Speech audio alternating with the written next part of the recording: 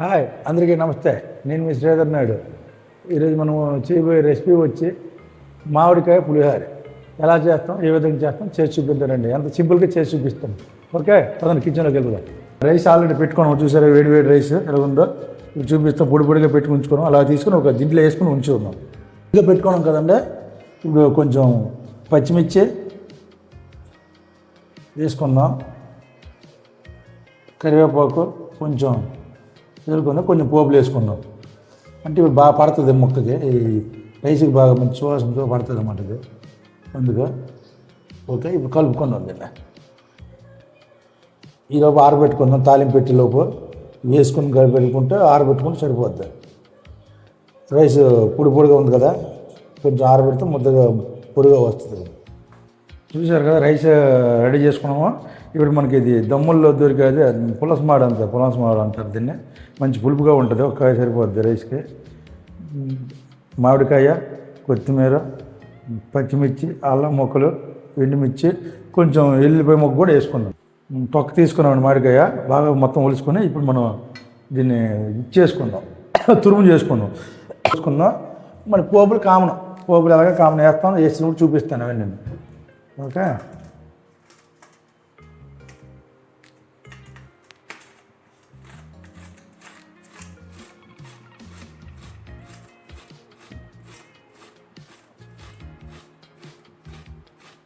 మామిడికాయ తురుము వచ్చిందని లాస్ట్ అయిపోయింది. ఓకే,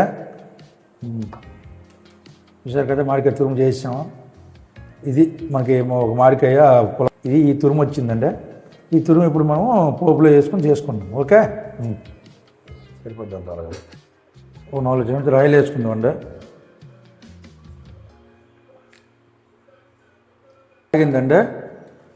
ఒక 2 గుప్పులు శనగపొలలు వేసుకుందాం లైట్గా ముందు వేగితే, ఎందుకంటే రంగు మారగానే చూసుకుందాం.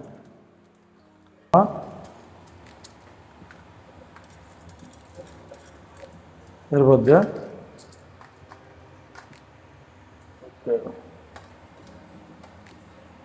మినపప్పు, జీలకర్ర కొంచెం అండి.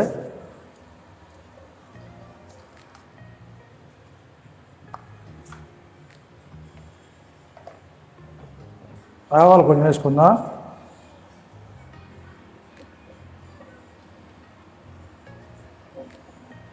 ఎండుమిర్చి వేసుకుందాం అండి. అల్లం చక్కగా చిన్న ముక్కలుగా తొరుక్కున్న అల్లం వేసుకుందాం. కరివేపాకు ఇప్పుడు వేసుకుందాం. బాగా క్రిస్పీగా అయిన తర్వాత లాస్ట్ పచ్చిమిర్చి వేసుకుందాం.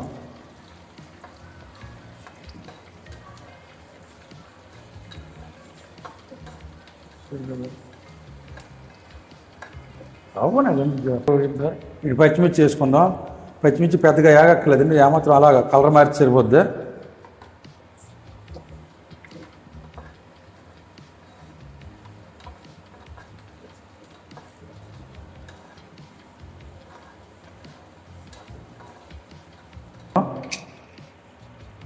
పసుపు ఒక స్పూన్ సరిపోద్ది. చిన్న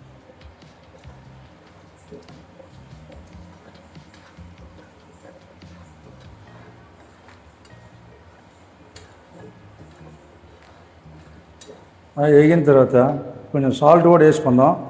దాంట్లో కొంచెం సాల్ట్ వేసుకుని తర్వాత చూసుకుందాం చాలకపోతే.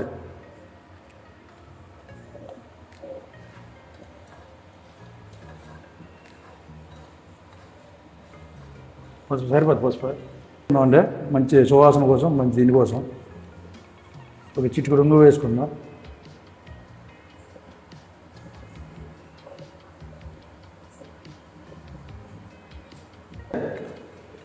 మన మామిడికాయ పులిహోరకి బాగా అంతా వేగిపోయింది కాబట్టి ఇప్పుడు మనం మామిడి తురుము కూడా వేసుకుందాం. వేపితే పచ్చివాసన పోయి బాగుంటుంది. ఇది కొంచెం లాస్ట్ కొంచెం పక్కన పెట్టుకుందాం.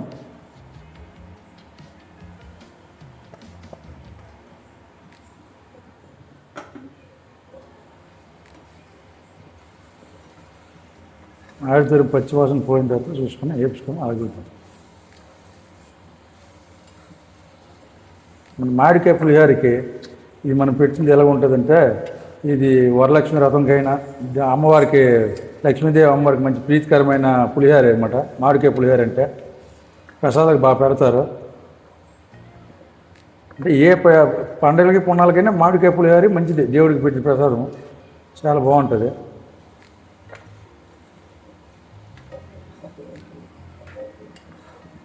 ఇలా వదిలేసి